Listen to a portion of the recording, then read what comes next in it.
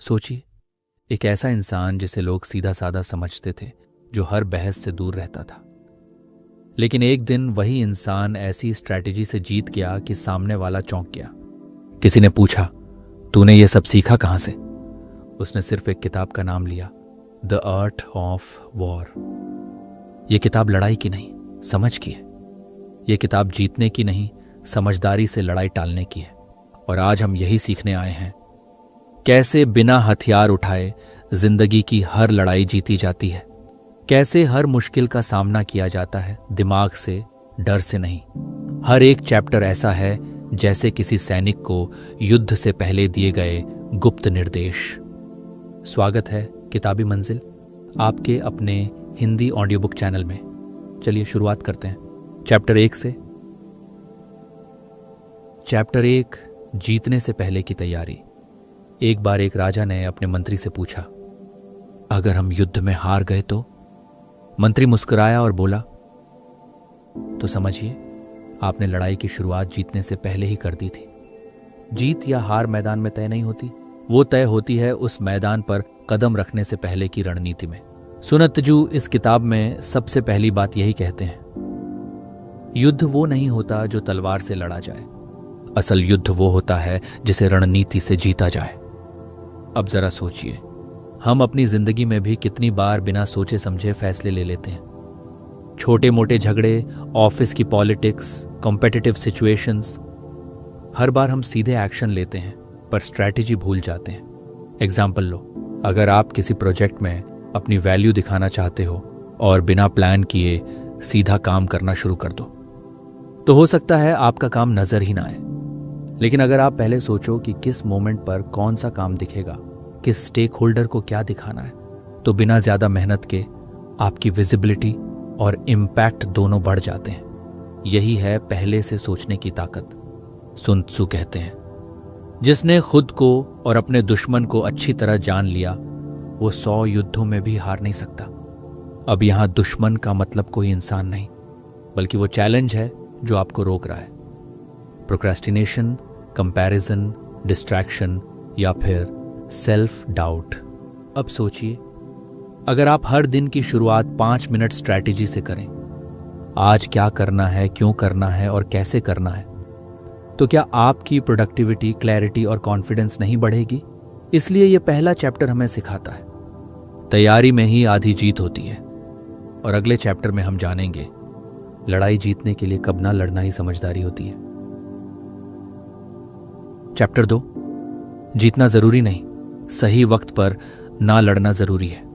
सुन Tzu कहते हैं, जो लड़ाई अवॉइड की जा सकती है वो जीतने वाली ही होती है।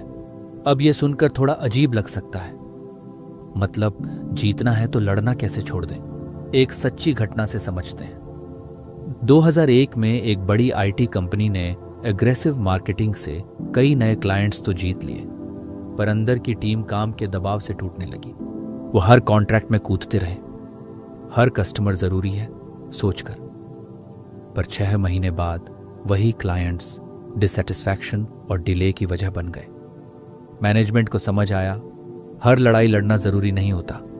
कभी कभी नो कहना लॉन्ग टर्म क्वेस्ट की सबसे बड़ी स्ट्रैटेजी होती है। अब जरा अपने आप से पूछिए, आपकी जिंदगी में कौन सी ऐसी सिचुएशंस हैं जहां आप बस इसलिए हां बोलते हो, किसी का मन रखने के लिए, या सिर्फ इसलिए कि आपको मना करना आता नहीं? एग्जाम्पल लो, अगर कोई दोस्त हर हफ्ते मिलने का प्लान करता है जबकि आपको खुद के गोल्स पर काम करना है और आप हर बार हां कहते हो, तो क्या वो वक्त आपको सफल बना रहा है? सुन त्सू यही समझाते हैं, स्मार्ट वॉरियर वो होता है जो हर जंग में नहीं कूदता, वो चुनता है कौन सी लड़ाई लड़नी है और कब। तो अब सोचो, अगर आप अपनी एनर्जी सिर्फ उन स्थितियों में लगाओ जो वाकई आपकी ग्रोथ से जुड़ी हैं, तो आपके रिजल्ट्स कितने शार्प और इम्पैक्टफुल हो सकते हैं। और अगले चैप्टर में बात करेंगे कैसे अपने एनिमी को हराए बिना भी मास्टर बना जा सकता है। चैप्टर 3, बिना लड़े जीतना ही असली जीत है। sun tzu का सबसे लेजेंडरी कोट, सर्वश्रेष्ठ योद्धा वो है जो बिना तलवार चलाए दुश्मन को हरा दे। अब यह सुनकर एक कहानी याद आती है। जब एक जापानी नेता ओदा नोबुनागा को अपने विरोधी राज्य से लड़ाई करनी थी तो उसने अटैक नहीं किया। उसने उनकी इकॉनमी ब्लॉक कर दी, सप्लाई रोक दी और 6 महीने बाद वो राज्य खुद सरेंडर हो गया। 0 ब्लडशेड, 100% सक्सेस। तो अब सोचिए, अगर हम हर आर्ग्यूमेंट, हर कॉन्फ्लिक्ट में कूद जाते हैं तो एनर्जी कहाँ बचेगी? एग्जाम्पल लो, आपको वर्क प्लेस में कोई जानबूझकर इरिटेट करता है। अगर आप हर बार रिएक्ट करोगे तो आप उसके गेम में फंस जाओगे। पर अगर आप इग्नोर करके अपना परफॉर्मेंस लेवल मेंटेन रखो तो इवेंचुअली वो खुद ही इरेलेवेंट हो जाएगा। सन त्सू यही फिलॉसफी सिखाते हैं। जीत का सबसे शांत तरीका है सामने वाले को खुद ही हराने देना। तो सोचो, हर बार जीतने की चाह में लड़ना जरूरी है या फिर स्ट्रैटेजी से इतनी क्लैरिटी लाओ कि लोग खुद ही आपके रास्ते से हट जाएं? अगले चैप्टर में जानेंगे कैसे खुद को इतना अनप्रेडिक्टेबल बनाओ कि दुश्मन को समझ ही ना आए आप सोच क्या रहे हो।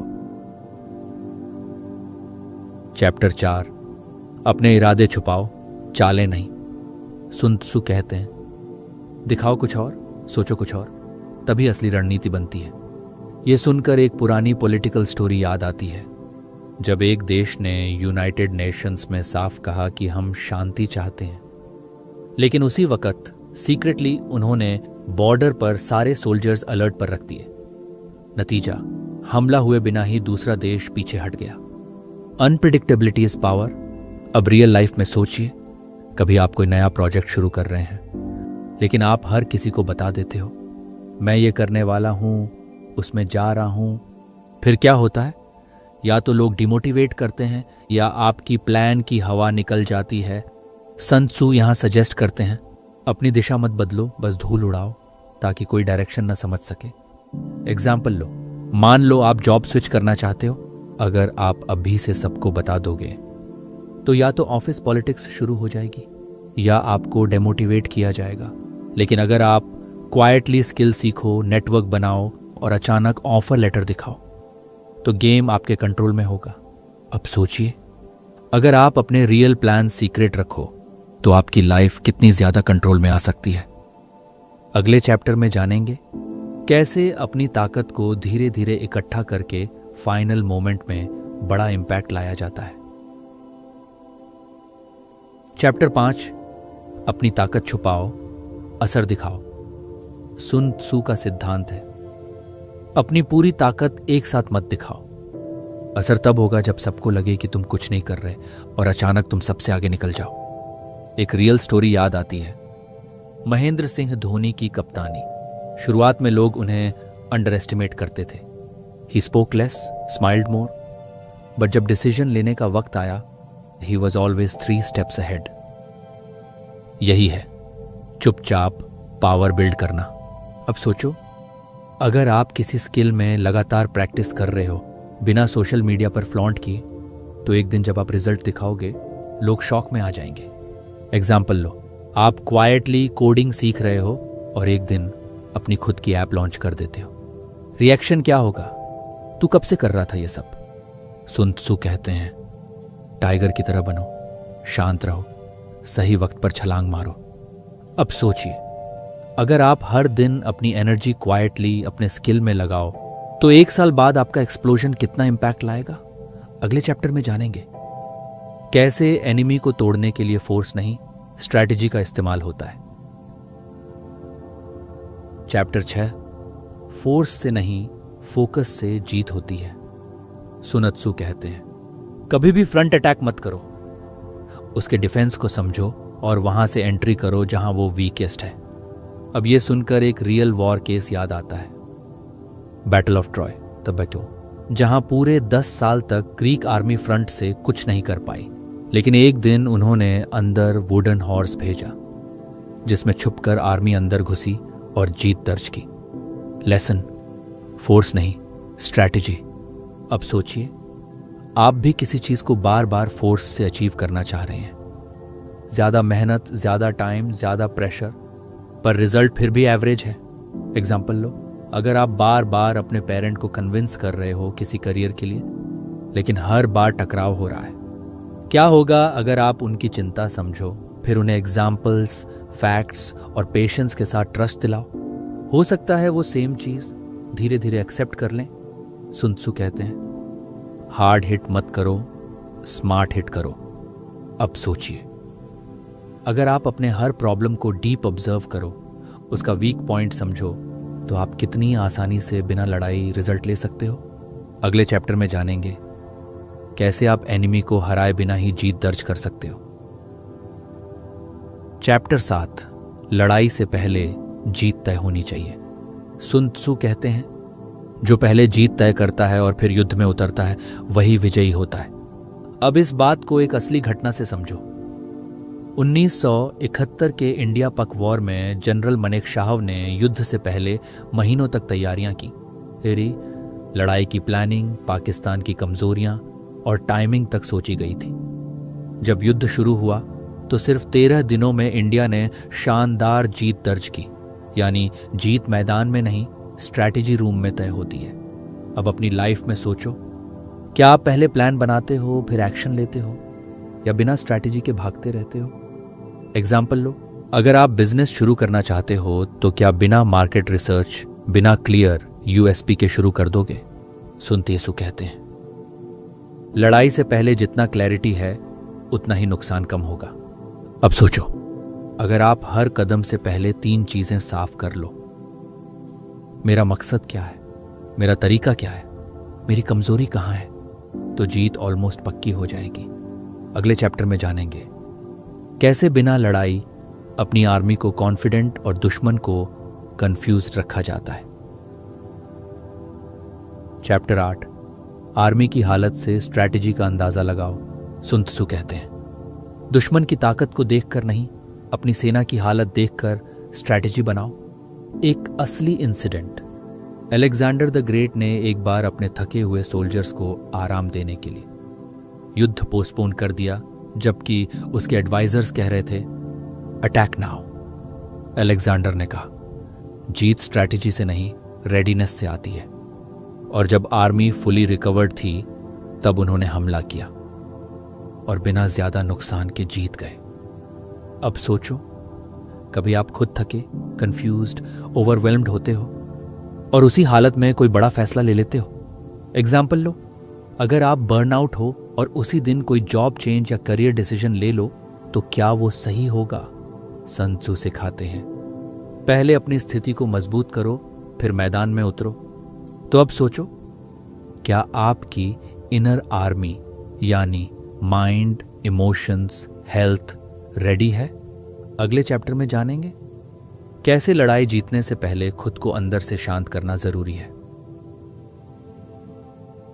चैप्टर 9, शांत मन तेज जीत। सुन त्सू कहते हैं, जिसका मन शांत होता है वो दुश्मन की हर चाल को पढ़ लेता है। रियल स्टोरी, ब्रूस ली जब भी फाइट के पहले मेडिटेशन करते थे, लोग हंसते थे, ये लड़ाई से पहले आंख बंद क्यों करता है? लेकिन फाइट में वही काल्मनेस उन्हें लाइटनिंग फास्ट रिफ्लेक्सेस देती थी।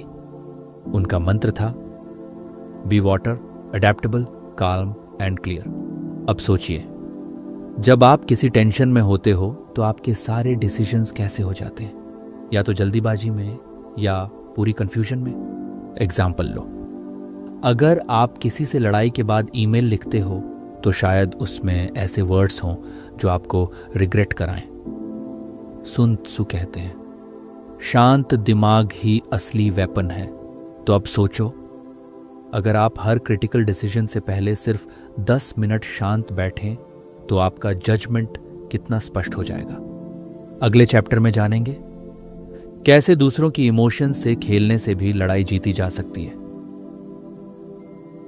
चैप्टर 10, दुश्मन की भावनाओं से खेलो, हथियारों से नहीं।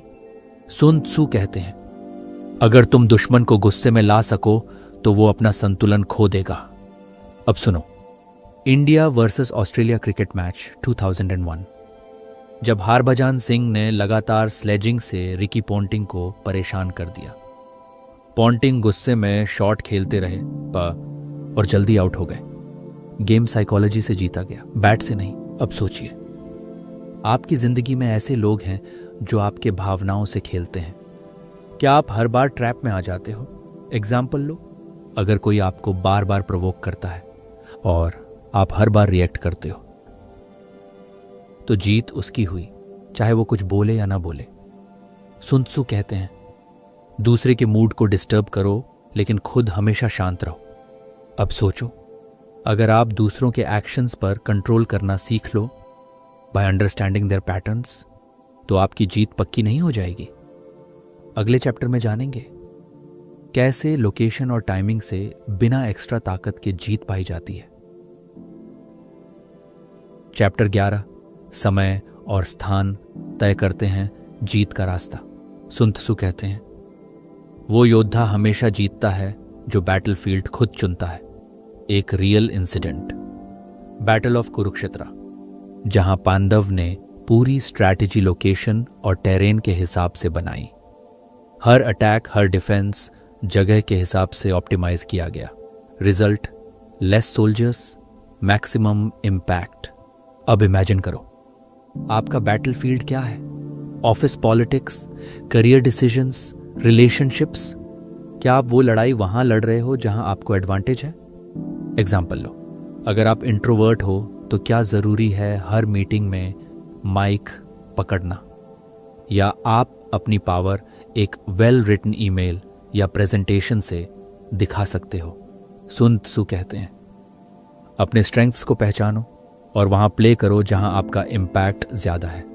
अब सोचो, अगर आप हर बार सही वक्त और सही जगह चुन सको तो आपकी जीत ऑलमोस्ट गारंटीड नहीं होगी। अगले चैप्टर में जानेंगे कैसे रिसोर्सेज को सही यूज करके छोटी ताकत से भी बड़ी जीत पाई जा सकती है। चैप्टर 12, रिसोर्सेज की समझ ही असली मास्टरी है। सुन त्सु कहते हैं, लिमिटेड ताकत के साथ भी अनलिमिटेड जीत हासिल की जा सकती है अगर आप रिसोर्सेज को मास्टर करना सीख लें। अब एक असली कहानी, वियतनाम वॉर, जहां American army had way more soldiers, weapons and tech. But Viet Cong fighters ने लोकल टेरेन, टनल्स और गेरिला टैक्टिक्स से सुपर पावर को परेशान कर दिया। रिजल्ट, अमेरिका हार गया। लेसन, ज्यादा रिसोर्स जीत नहीं दिलाता, ज्यादा अंडरस्टैंडिंग दिलाती है। अब सोचो, आपके पास कितना टाइम है, कितना पैसा है, कितनी एनर्जी है? क्या आप उसे सोच समझकर यूज करते हो? एग्जाम्पल लो, अगर आपके पास सिर्फ 2 घंटे हैं स्किल सीखने के लिए, तो रैंडम स्क्रॉल करने की बजाय एक सॉलिड लर्निंग प्लान से वो 2 घंटे यूज करो। सुन त्सु कहते हैं, जो कम में ज्यादा कर सकता है वो युद्ध भी जीतता है और सम्मान भी पाता है। अब सोचो, अगर आप आज से अपने हर रिसोर्स, चाहे वो समय हो या ध्यान, उसे वाइजली यूज करने लगो तो आपकी ग्रोथ कितनी तेज हो जाएगी। अगले चैप्टर में हम पूरे युद्ध की असली कला को एक साथ जोड़ेंगे। चैप्टर 13, जीतने का मतलब हर बार लड़ना नहीं होता। सुन त्सु कहते हैं, जो हर लड़ाई से बच जाता है वही सबसे ज्यादा युद्ध जीतता है। अब इसे एक दमदार उदाहरण से समझो। चाणक्य जब चंद्रगुप्त को गद्दी तक पहुंचाने की योजना बना रहे थे तो उन्होंने बहुत सारी लड़ाइयों को सीधे अवॉइड किया, कभी अलायंसेस से, कभी डिप्लोमेसी से, कभी चालाकी से। उन्होंने सीधी लड़ाई के बजाय सिचुएशंस को मैनिपुलेट किया। सीधा युद्ध हमेशा सबसे अच्छा समाधान नहीं होता। अब सोचिए, क्या आप हर प्रॉब्लम का सीधा जवाब देते हो? हर बार टकरा जाते हो? एग्जाम्पल लो, अगर किसी कॉलीग से बार बार क्लैश हो रहा है तो क्या हर बार बहस जरूरी है, या शायद एक बार कम्युनिकेशन स्ट्रैटेजी बदलकर इश्यू सुलझ सकता है? सुन त्सु कहते हैं, रियल पावर ये नहीं कि आप कितनी बार लड़े, बल्कि ये कि आप कितनी बार बिना लड़े जीत गए। अगले चैप्टर में जानेंगे कैसे अपनी इमेज को हथियार की तरह इस्तेमाल किया जा सकता है। चैप्टर 14, डर भी एक स्ट्रैटेजी है। सुन त्सु कहते हैं, अपनी ताकत नहीं, अपनी छवि से डर पैदा करो। Real life example, cold war के दौरान अमेरिका और रूस सीधे नहीं लड़े, पर दोनों ने अपनी मिलिट्री इमेज और न्यूक्लियर ताकत का डर फैलाकर दूसरे को डराने की पूरी कोशिश की। वॉर नहीं हुआ, पर युद्ध का असर पूरी दुनिया ने महसूस किया। अब सोचिए, क्या आप हमेशा अपनी पावर दिखाते हो या अपनी छवि से पहले ही असर छोड़ते हो? एग्जाम्पल लो, एक लीडर जो शांत रहता है लेकिन डिसाइसिव होता है, उसकी बात लोग ध्यान से सुनते हैं क्योंकि उन्हें पता है ये बंदा एक्शन ले सकता है। सुन त्सू कहते हैं, जो बिना लड़े सामने वाले के दिमाग में डर बैठा दे वो असली विजेता है। अगले चैप्टर में जानेंगे कैसे अपनी कमजोरी को भी ताकत में बदला जा सकता है। चैप्टर 15, कमजोरियों को ढाल बनाओ, बोझ नहीं। सुन त्सू कहते हैं, अगर तुम अपनी कमजोरी को जानते हो तो तुम्हारा दुश्मन तुम्हारा कुछ नहीं बिगाड़ सकता। एग्जाम्पल लो, डेविड वर्सेस गोलियत की बाइबल स्टोरी। डेविड ताकतवर नहीं था, लेकिन उसे अपनी स्पीड और एम पर भरोसा था। उसने गोलियत की ताकत से नहीं, अपनी स्ट्रैटेजी से जीत हासिल की।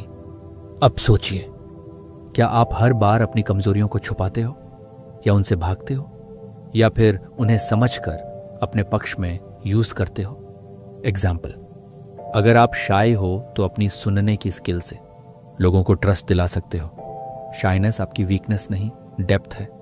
सुन त्सू कहते हैं, जो अपनी वीकनेस को हथियार बना ले उसे कोई नहीं हरा सकता। अगले चैप्टर में जानेंगे कैसे एक रणनीतिक रिट्रीट कभी कभी सबसे बड़ी जीत होती है। चैप्टर 16, पीछे हटना हार नहीं होती। सुन त्सू कहते हैं, जो योद्धा समझदारी से पीछे हटता है वो अगली लड़ाई जरूर जीतता है। एग्जाम्पल, जापान ने दूसरी विश्व युद्ध के बाद अपनी मिलिट्री पावर से पीछे हटकर पूरी दुनिया में इकोनॉमिक पावर बनना शुरू किया। वो पीछे हटा पर कोलैप्स नहीं हुआ, बल्कि एक नए मोर्चे पर दुनिया को ललकारा। अब सोचिए, क्या आप कभी ऐसी स्थिति में थे जहां पीछे हटना ईगो हर्ट की तरह लगा? रियलिटी ये है, हर बार डटे रहना स्ट्रैटेजी नहीं होती। एग्जाम्पल लो, अगर कोई टॉक्सिक रिलेशनशिप या टॉक्सिक जॉब में फंसा है तो वहां से बाहर निकलना कावर्डिस नहीं, विजडम है। सुन त्सू कहते हैं, समय पर लिया गया एक कदम पीछे आपको कई मील आगे पहुंचा सकता है। अगले चैप्टर में जानेंगे कैसे हर डिसीजन से पहले एनवायरनमेंट को पढ़ना जरूरी है। चैप्टर 17, एनवायरनमेंट को पढ़ो फिर स्ट्रैटेजी बनाओ। सुन त्सू कहते हैं, जिसने मौसम, जमीन और मूड को समझ लिया वो युद्ध जीत चुका है। Real life example, surgical strike 2016 में इंडिया ने एनवायरनमेंट और टेरेन को मास्टर करके शानदार रिजल्ट पाया। अब सोचिए, क्या आप अपने आसपास के माहौल को सच में पढ़ते हो? एग्जाम्पल लो, अगर आप किसी नेगोशिएशन में जा रहे हो, क्या आपने सामने वाले की ज़रूरत, उनकी अर्जेंसी, उनकी साइकोलॉजी को समझा? सुन त्सू कहते हैं, कभी कभी लड़ाई लड़ने से पहले मौसम का हाल जानना ज़रूरी होता है। अगले चैप्टर में जानेंगे कैसे प्लानिंग के साथ फ्लेक्सिबिलिटी ही अल्टीमेट पावर है। चैप्टर 18, प्लानिंग करो लेकिन हालात के साथ बदलो। सुन त्सू कहते हैं, जो योद्धा हालात के हिसाब से खुद को ढाल लेता है वो ही अंत में बचता है। रियल एग्जाम्पल, स्टीव जॉब्स ने आईपॉड, आईफोन, आईपैड हर बार प्लान बदले। क्यों? क्योंकि मार्केट और टेक्नोलॉजी बदल रही थी।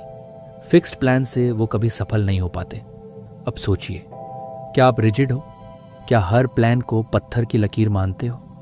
एग्जाम्पल लो, अगर आपने हेल्थ प्लान बनाया है पर बीच में अचानक ट्रैवल आ गया तो क्या पूरा प्लान छोड़ देते हो या अडेप्ट करके छोटा वर्कआउट कर लेते हो? सुन त्सू कहते हैं, स्ट्रांग वो नहीं जो कभी नहीं झुके, स्ट्रांग वो है जो कभी नहीं टूटे।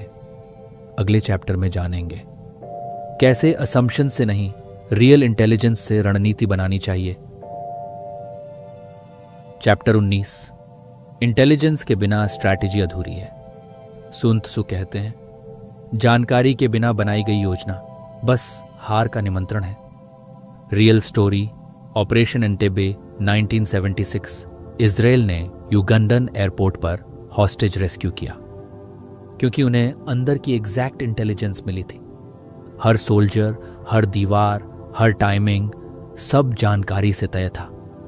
अब सोचिए, आप कोई भी प्लान बनाते हैं, क्या उसके पीछे सही डेटा और जानकारी होती है या बस इमोशंस से इंस्पायर्ड होकर कुछ भी शुरू कर देते हो? एग्जाम्पल लो, अगर आप न्यू बिजनेस लॉन्च कर रहे हो, क्या आप ऑडियंस की नीड, मार्केट की डिमांड, प्राइसिंग स्ट्रक्चर जानते हो? सुन त्सु कहते हैं, रियल वॉरियर बिना इंटेलिजेंस स्ट्रैटेजी नहीं बनाता। अब आखिरी चैप्टर में जानेंगे कि असली मास्टर वो होता है जो युद्ध के बिना ही जीत हासिल कर ले। चैप्टर 20, बिना युद्ध जीतने की कला। सुन त्सु कहते हैं, ultimate excellence is not winning every battle but winning without fighting. Real example, Mahatma Gandhi ने ब्रिटिश साम्राज्य को बिना हथियार हराया। उनका हथियार था सत्याग्रह, स्ट्रैटेजी, पेशेंस। उन्होंने दुनिया को दिखाया कि कभी कभी शांति सबसे बड़ा हथियार होती है। अब सोचिए, क्या आपकी जिंदगी की हर प्रॉब्लम लड़कर ही सुलझानी जरूरी है, या स्ट्रैटेजी, टाइमिंग और विजडम से भी काम हो सकता है? एग्जाम्पल लो, अगर आप किसी से नाराज हो, क्या बहस करना जरूरी है, या एक शांति भरा मैसेज से बात का अंत हो सकता है? सुन त्सु कहते हैं, जो युद्ध से पहले ही जीत जाता है वो सच्चा मास्टर होता है। अब कंक्लूजन में मिलते हैं 2.00, जहां हम द आर्ट ऑफ वॉर की पूरी सीख को एक बार फिर से महसूस करेंगे। Conclusion, the art of war. अगर इस ऑडियो बुक ने आपको यह सिखाया कि हर लड़ाई जरूरी नहीं, लेकिन हर फैसले में रणनीति जरूरी है, तो इसका सबसे बड़ा सबक यही है, शक्ति अकेले काफी नहीं होती, बुद्धि और धैर्य के साथ इस्तेमाल की जाए तभी असली जीत मिलती है। आप अब जान चुके हैं कैसे बिना लड़े भी जीता जा सकता है, कैसे स्ट्रैटेजी, टाइमिंग और साइलेंस भी युद्ध के हथियार हो सकते हैं। अब कमेंट कीजिए, अब मैं बिना लड़े बुद्धि से जीतूंगा। और अगर आप ये सोच रहे हैं कि अब मुझे एक्शन लेना है लेकिन शुरू कहां से करूं, तो अगली ऑडियो बुक आपकी सोच बदल देगी। Do it today by Darius Foroux. ये ऑडियो बुक आपको सिखाएगी कैसे प्रोक्रेस्टिनेशन से निकलकर हर दिन में प्रोग्रेस को अपना लाइफस्टाइल बनाना है। लिंक आई बटन और डिस्क्रिप्शन में दिया गया है, उसे जरूर सुनिए, क्योंकि स्ट्रैटेजी जानना एक बात है, उसे एक्शन में बदलना दूसरी बात है। धन्यवाद कि आपने किताबी मंजिल के इस सफर में साथ दिया। हमारे चैनल को सब्सक्राइब जरूर करें, क्योंकि अगली किताब आपकी जिंदगी की दिशा तय कर सकती है।